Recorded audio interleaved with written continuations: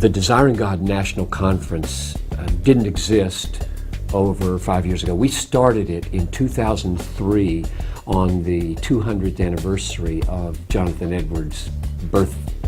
And we've had a pastor's conference here in the cities for 20 years. First one was in 1988, and so we just had our 20th, I think. And along about year 15, the word started to kind of trickle in. You know, the folks in our church are jealous. They love to sit under this kind of teaching. They love this kind of worship. They love the getaway and the reflection and the prayer and the togetherness that the pastors come back talking about. You guys ever think about doing a lay conference, a national conference where anybody could come, not just pastors?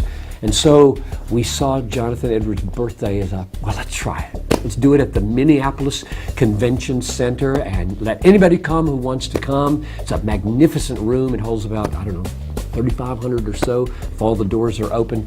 And it was a wonderful experience. And so we said, okay, let's do it again. So we've done it now, I think, 5 times. Here's my understanding of what happens there. There are statistics, there are studies that say for children, young people, that an incredibly high percentage of their life-changing choices, like missions or vocational ministry or being saved, happen at camp.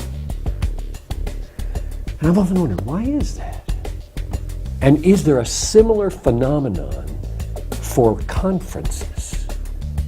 And I think there is. And here's the reason. Here's what happens, I think.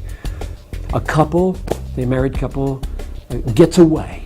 They get a hotel room, they're here for a couple of days. They go to these conferences, they have lots of time to talk in between. They're not oppressed by all the stuff of life. They're hearing big, God-centered, global stuff coming out of the mouths of these speakers, and they're churning inside, and they're looking at each other over lunch, and they're talking about the future of their lives, and it's like camp. It's like, what are we here for? What are we doing with our lives? And then they go down to the Mississippi River, just, some blocks from here. They take a long walk down the river. September is beautiful in Minneapolis, so they're walking and talking, and huge things happen in marriages, happen for children, happen for vocations.